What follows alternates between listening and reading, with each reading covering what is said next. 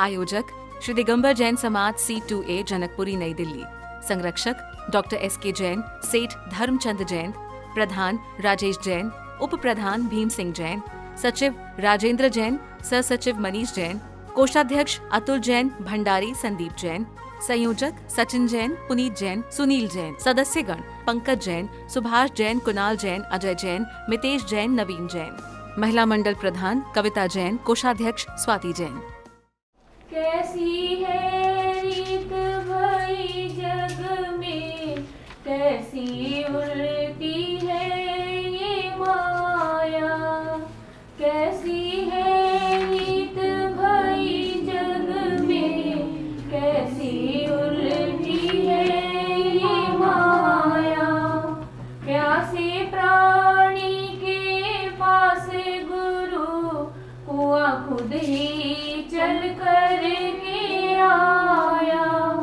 भक्ति का नशा छाया जिस पर, भक्ति का नशा छाया जिस पर, उस भक्ति के झलकते जाम है ये। छूले में दो पावन चरणों को, त्रिलोक के तीर्थ धाम है ये। भक्तों के लिए पावन गंगा, दुष्टों के लिए पैगाम है ये। छू लेने दो पावन चरणों को। मेरी सदियों से थी अभिलाषा, इन चरणों के दर्शन पाऊं। मेरी सदियों से थी अभिलाषा, इन चरणों के दर्शन पाऊं। प्रातःकाल स्वाध्याय में वर्णन आया था, अन्यथा शरणम नास्ति तौमेव शरणम मम, तस्मात् कारुण्यभावेन रक्ष रक्षमीश्वर।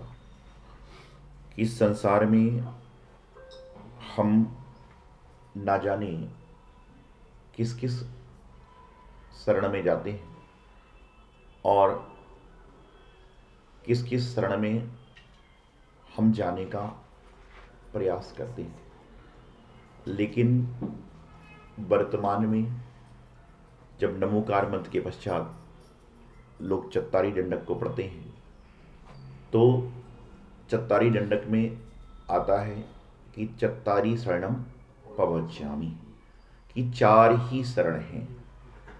कौन कौन सी शरण है? तो अरहंते शरणम पवज्जामि, सिद्ध शरणम पवज्जामि, साहू शरणम पवज्जामि और केवली प्रणीत जिन्हें धर्म शरणम पवज्जामि। अरिहंत भगवान को शरण कहा, सिद्ध भगवान को शरण कहा, साधु परमेश्वर को शरण कहा। साधु अर्थात आचार्य उपाध्याय साधु से उसमें गर्भित हो जाते हैं। और केवली प्रणीत जिन्हें धर्म, जो हमारी जिनवाणी माँ है, उनको शरण कहा।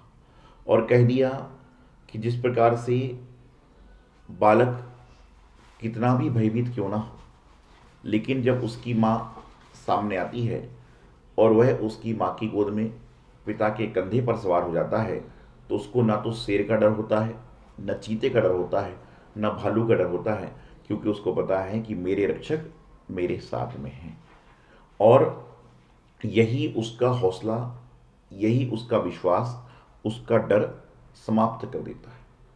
आपने कई और सुना है कि हिरणी अपने बच्चे की रक्षा करने के लिए शेर से लड़ गई, गाय अपने बछड़े की रक्षा करने के लिए शेर से लड़ गई। गाय को पता था कि मैं शेर से जीत नहीं सकती, और गाय कभी शेर से जीतती भी नहीं है, लेकिन उसको ये तो पता था कि जब तक मैं जीवित हूँ, जब तक मेरे बालक बालिका को कोई तकलीफ नहीं पहुँचा सकता। तो उसी प्रकार से जो हमारी शरण वाली स्थान है, अन्यथा शरणम नास्ति तौमेव शरणम मम। कहते हैं कि जो शरण है, हम दुनिया में जिनके पास शरण मांगने जा रहे हैं, वह तो खुद किसी ना किसी की शरण खोज रहे हैं, और जिनके पास शरण खोजने जा रहे हैं, हम उनके पास जाकर शरण लेते हैं, तो निश्चित रूप से हमारे जीवन में जो समस्याएं हैं, तकलीफ़ें हैं, कहीं ना कहीं उनका समापन होता है और हमारी जो है और अच्छी गति की ओर हमारा एक कदम बढ़ता है। शरण कैसे लेते हैं? अब अरिहंत भगवान हैं, सिद्ध भगवान हैं, उनके पास अब शरण मांगने जाओगे तो कैसे जाओगे? वो तो मौजूद नहीं है। उनके प्रतीकात्मक हमारे जिन मंदिर में जिन बिंब होते हैं, जिन चैत्यालय में, जिन मंदिर में, जिन वेदिका में बिंब विराजमान होते हैं, और हम उनके पास जाकर अपनी बात कहते हैं, हे भगवान आपके चरणों में मैं आ गया हूँ।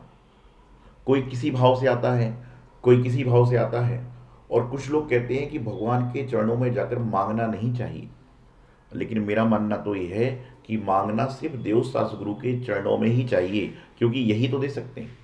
आप लोग कहते हैं ना, मैं दुखिया संसारी, अहो जगत गुरुदेव सुनियो अरज सुनारी, ऐसे आती है ना, अहो जगत गुरुदेव सुनियो अरज हमारी, तुम प्रभु दीन दयाल मैं दुखिया संसारी। ये बात कब से आप लोग कह रहे हो? भव भव में भटक चुका हूँ गुरुवर, अब तुम्हारे चरणों में आया हूँ जिनवर अब क्या, क्यों कहते हो? इसका अर्थात ये कि सारी संसार में भटकने के बाद, सारी संसार में लटकने के बाद, सारी संसार में इधर उधर के बाद यदि हम लोग कहीं पहुंच पाते हैं तो वह एक शरण ऐसी है कि उस शरण में जाने के बाद दोबारा आपको किसी के शरण की आवश्यकता नहीं है। लेकिन वर्तमान में समस्या ये है कि हमारे पास सब कुछ है, सारी व्यवस्थाएं हैं, सारी शरण है, लेकिन उसके बाद में भी हम अटके हैं, भटके हैं, लटके हैं।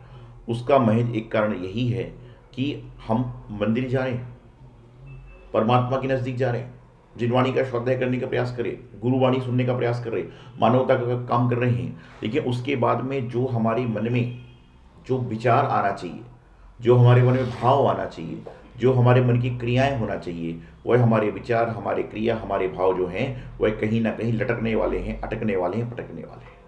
एक बार एक नारियल का पेड़ और उसके पास में एक पत्थर था, और नारियल के पेड़ पे नारियल लगे थे। वह नारियल का पेड़ रोज पत्थर को कहता, देख तेरा कोई महत्व तो नहीं है, लोग तेरे ऊपर चढ़ते हैं, चढ़ने के बाद मेरे पेड़ से नारियल ले जाते हैं, कई तो तेरे ऊपर नारियल भी फोड़ते हैं, तेरा कोई महत्व तो नहीं, तेरा जन्म लेना बेकार है। और जब उन्होंने एक बात कही तो नारियल के पेड़ की बात सुनकर पत्थर उदास रहता था। वह कुछ कहना चाहता था पर कह नहीं पाता था। और कई जगह कोई व्यक्ति कुछ कह नहीं रहा है, इसका मतलब ये नहीं कि वो बोल नहीं सकता है, लेकिन कई जगह चुप रहने में ही भलाई है, कई जगह चुप रहने में भलाई है, क्योंकि बोले तो फंसे। कई बार कहते हैं कि हम बोले और फंसे, तो उसने कहा कि चुप रहने में भलाई है। समय सबका बताता है, कुछ बातें मुंह से नहीं बताई जाती, कुछ बातें समय अपने आप बता दिया करता है। तो वो सुनता रहता, रोज उसका हाथ छोड़ता। एक दिन एक कोई मूर्तिकार वहां से गुजर रहा था, और कहते हैं ना, जो व्यक्ति अपने काम में दक्ष होता है, जैसे हम जाते हैं तो हम तो अपने बैरक की बात करते हैं, आप ग्रस्त हो, यदि हम किसी के घर पे भी जा रहे हैं तो वहाँ पर फोटो कौन सी है, वहाँ पर किताब कौन सी है, वहाँ पर क्या लगा हुआ है, हमारी नज़र वहाँ जाती है। और आप यदि किसी घर पे जा रहे हैं तो आपकी नज़र कहाँ जाएगी? उसके डाइनिंग टेबल कितनी सुंदर है, उसके खाने में कौन कौन सा सामान रखा हुआ है, चादर कौन सा लगा हुआ है, चटाई कौन सी, मतलब कवर कौन सा लगा हुआ है, पर्दा, जाएगी नहीं जाएगी? मेरे पास तो कोई बहुत महंगी कपड़ा पहन के बजाय तो मुझे ज्ञान नहीं है, तो मुझे पता ही नहीं कपड़े के बारे में। लेकिन यदि मेरे पास में कोई व्यक्ति आया और उसके हाथ में नमोकार मंत्र है, उसके हाथ में कुछ और लिखा हुआ है, कोई फोटो है, तो मैं जरूर जिज्ञासा से पूछता हूँ भाई ये क्या है, क्योंकि हमारा स्वभाव ये है। और आपका स्वभाव, यहाँ पे भी आदमी आ जाएगा तो महाराज जी के पास पेन है तो कौन सी कंपनी का पेन है, आदमी का दिमाग वही चला जाएगा। यहाँ पे यदि मान लो पहुंचने की नेपकिन लगी तो कौन सी कप, क्योंकि हर व्यक्ति का अपना स्वभाव है, और जिस व्यक्ति का जो स्वभाव होता है वह उसी को ढूंढता है। कपड़े वाला कपड़े की खोज करता है, मकान वाला मकान की खोज करता है। यहाँ पे मकान में हम ठहरे हुए हैं, कोई बिल्डर आ जाए तो बोलेगा यहाँ ये सब होना चाहिए, क्योंकि हर आदमी का अपना लक्ष्य है, हर आदमी की अपनी अपनी क्रिया है, और प्रत्येक व्यक्ति की अपनी अपनी क्रिया होती है। मेरी क्रिया को मैं कर रहा हूं, आपकी क्रिया को आप कर रहे हो, दूसरे व्यक्ति क्रिया दूसरा कर रहा है। क्रिया करने में कोई दोष नहीं है, लेकिन दोष यहां पर है कि यहां पर आने के बाद में आपका राग के भाव नहीं, आपके वैराग्य के भाव होना चाहिए। हम तो राग में जाके वैराग्य के भाव खत्म नहीं करते ना। हम तो आपके घर में जाते हैं तो हम थोड़ा इतना घर सुंदर है, हम तो देखते हैं सुंदर घर में सुंदरता बढ़ाने वाली देव सदगुरु की तस्वीरें कितनी है, जिनवाणी माँ कितनी विराजमान है। हमने तो आज तक आपके आगे पूछा नहीं कि सुबह कितना महंगा है, हम तो ये पूछते भगवान की फोटो क्यों नहीं है, ये बोलते हैं क्योंकि हमारा लक्ष्य जो है वो बीतरागता का है, राग का नहीं है। और आपका राग का है, और आप राग से बैरागी की ओर नहीं बढ़ रहे, आप तो राग में राग को खोज रहे हो। मान लो आहार देने भी इंसान आ रहा है तो उसका दिमाग महाराज जी की अंजलि में नहीं है, उसका दिमाग वहां पर लगी घड़ी में है कि कितनी सुंदर घड़ी है यार, ये रोलेक्स की घड़ी होगी, ये टाइटन की घड़ी होगी। क्यों? क्योंकि आदमी जिस विचार का होता है उसका विचार कौन से, ये मानवता है, मानवता के अंदर, मानव के अंदर गुण है।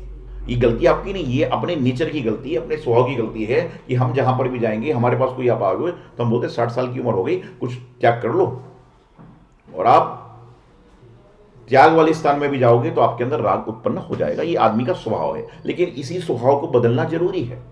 कम से कम इतना नियम तो करो कि मंदिर वाले स्थान पे जाएंगे, गुरुओं के स्थान पे जाएंगे तो वहां तो कम से कम राग को छोड़कर त्याग की बात करेंगे। त्याग करो ना करो अलग चीज, लेकिन त्याग की बात तो कर सकते हो। तो वहां पर जो मूर्तिकार था वह रास्ते से गुजरता और उसको जो भी पत्थर दिखता है उस पर कल्पना करता कि ऐसी मूर्ति बन सकती है, ऐसी मूर्ति बन सकती है। तो वह पेड़ के नीचे जो पत्थर था उस पर नजर उसकी टिकी, उसने जाके उसको ठोक पीट करी, उसको लगा कि ये पत्थर जो है बहुत सुंदर मूर्ति का आकार लेगा, और उसने वहां पर जो लोग थे उनको पैसे देके पत्थर को खरीद लिया। नरियल कहता है कितनी मती मारी गई, पत्थर को ले जाके सिर्फ फोड़ेगा क्या? जिसका जो स्वभाव, देखिए जिसका जो स्वभाव है वह अपना स्वभाव नहीं छोड़ता। तो वह मूर्तिकार पत्थर को ले गया और उसने बहुत सुंदर सी मूर्ति उस पत्थर की बनाई, और संयोग से वह मूर्ति बिककर उसी नरियल के पेड़ के पास में एक मंदिर बन रहा था थोड़ी दूर, वहां पे आके विराजमान हो गई। संयोग है, ये भी संयोग है। कल मैं बैठा था, कोई गुरुगांव से आया था, वो बता रहे थे, बोले हमारे 2 बच्चे हैं और दोनों में 4 साल का अंतर है।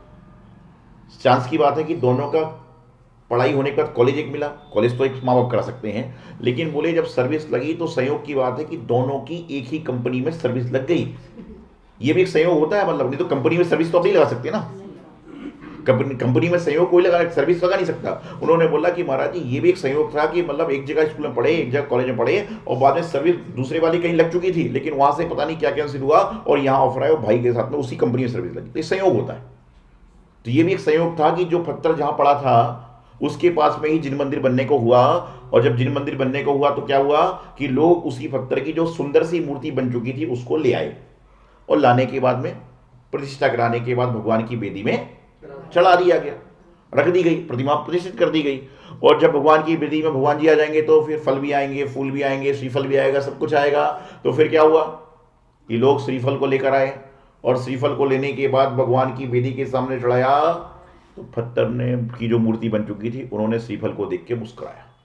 ये तो कहानी है, प्रसंग है समझाने के लिए आपको कि उन्होंने क्या हुआ कि पत्थर की जो मूर्ति थी उन्होंने उसको देखकर मुस्कुराया, श्रीफल को देखकर मुस्कुराया। और श्रीफल ने कहा मूर्ति मुझे देखकर मुस्कुरा रही है। उसने जिज्ञासावश पूछ लिया, ये तो कहानी है कि भाई मुझे देखकर क्यों मुस्कुरा रहे हो? मैं तो वैसे ही, श्रीफल अपनी दुखी था कि मैं तो वैसे ही दुखी हूं, मुझे अपने पेड़े से अलग होना पड़ा, मुझे कहीं का नहीं हो, मुझे तो पता नहीं कहां जाना पड़ेगा, मुझे देखकर क्यों मुस्कुरा रहे हो? मेरी तो स्थिति गंभीर है। तो मूर्ति ने जवाब दिया कि तुम भूल गए लेकिन मैं नहीं भूला, तुम भूल गए लेकिन मैं नहीं भूला। ध्यान रखना, आपको अच्छा कितने लोगों ने बोला है ये आपको याद नहीं है, लेकिन किसी एक व्यक्ति ने आपको बुरा बोल दिया है वह आपको जीवन भर याद रहता है। अच्छा कितने लोगों ने किया वो याद नहीं है, लेकिन बुरा थोड़ा सा भी किसी ने कर दिया तो हमारे साथ में याद रहता है। तो बोले भाई मूर्ति जी मैंने आपका क्या बिगड़ा है? तो मूर्ति बोली कि मैं वही पत्थर हूं, मैं वही पत्थर हूं जिसको देखकर तुम उपहास उड़ाते थे कि मैं कोई काम का नहीं हूं, मैं ऐसा नहीं हूं, वैसा नहीं हूं। और आज देखिए परमात्मा की मूर्ति बनकर मैं तुम्हारे सामने हूं और तुमको मेरे सामने नतमस्तक होना पड़ रहा है, तुमको मेरे सामने चढ़ाया जा रहा है। इतने में मंदिर का माली आया, बोले गंदगी बहुत हो रही है। वो श्रीफल को ले जाकर उसने फोड़ के अलग कर दिया, श्रीफल को लेके फोड़कर पानी लगाया, फिर बांट दिया। तो कहने का तात्पर्य है कभी भी किसी भी जीव का उपहास ना करें। पता नहीं कब जीव कौन सी पर्याय में कौन सा जीव हमारे संकट मोचन बनकर आ जाए, पता नहीं कौन से समय में किस व्यक्ति को सम्यक दर्शन का बोध हो जाए, किस पर्याय में जाकर पता नहीं कौन कौन सा हो जाए। इसलिए तो कहते जब भगवान पारसनाथ और कमठ थे तो क्या था, इनमें बैर था, शत्रुता नहीं थी। क्योंकि बैर होता है एक तरफ से और शत्रुता होती है दोनों तरफ से। तो शत्रुता नहीं थी, शत्रुता होती तो पार्श्वनाथ भगवान भी उस पर कुछ घटना करते हैं, लेकिन कमट को बैर था। बैर सिंगल होता है लेकिन शत्रुता दोनों से होती है। तो जब आपके मन में किसी के प्रति गलत भाव आ रहे हैं और उसके भी गलत भाव आपके प्रति आ रहे हैं, तो समझ के चलना कि मेरे अंदर शत्रुता प्रारंभ हो गई। मानव स्वभाव है, हमारे अंदर भी होता है, आपके अंदर भी होता है। लेकिन ठीक है, जिस गति से आपके पास में बैर शत्रुता आ रही है, उसी तेजी वृत्ति से आपके अंदर क्षमा भाव आ जाएगा तो हो जाएगा। क्योंकि शास्त्र कहता है कि 6 महीने से ज्यादा यदि आपकी किसी से बोलचाल बंद हो जाए, बैर में, शत्रुता में, राग देश में, तो मान के चलिए कि आपको क्या होगा, गति बंद हो सकता है 6 महीने से ज्यादा। इसलिए कभी हमारे जैनागम में 3 बार पर्युषण पर्व आते हैं, माघ के महीने में, चैत्र के महीने और भाद्र के महीने में, भाद्रपद के महीने। उसका कारण यही है कि 3 बार जब क्षमावाणी होगी तो 6-6 महीने का गैप अपने आप समाप्त हो जाएगा। और क्षमावाणी तो छोड़िए, हमारे यहाँ तो प्रतिदिन कहा जाता है उत्तम क्षमा पूजा करते हैं हम लोग साधु महाराज प्रतिगुण पढ़ते हैं, दोनों 2 बार बोलते हैं, खम्मामी सब जीवाणाम सब्बे जीवा खमंतु में मित्ति में शब्बोजेशु वैरम जमुना केणवी। हम डेली दिन में सुबह शाम दोनों टाइम पढ़ते हैं हमारे साधु। क्यों? कि हमारा दिन भर में किसी से रागद्वेष ना हो जाए। लेकिन ध्यान रखिएगा, क्षमा बहिरंग से तो बहुत लोग मानते हैं, लेकिन क्षमा अंतरंग से मांगने की चीज होती है। बहिरंग से तो आप उससे क्षमा मांगते हो जिससे आपकी रोज बोलचाल हो रही।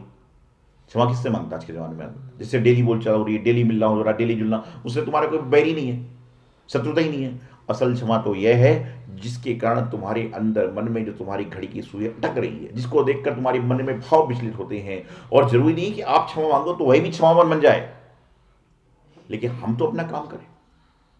श्रीफल का काम श्रीफल करता है, पत्थर का काम पत्थर करता है, मूर्ति का मूर्ति करती है, जल का काम जल करता है, फल का काम फल करता है। हर व्यक्ति का अपना स्वभाव है।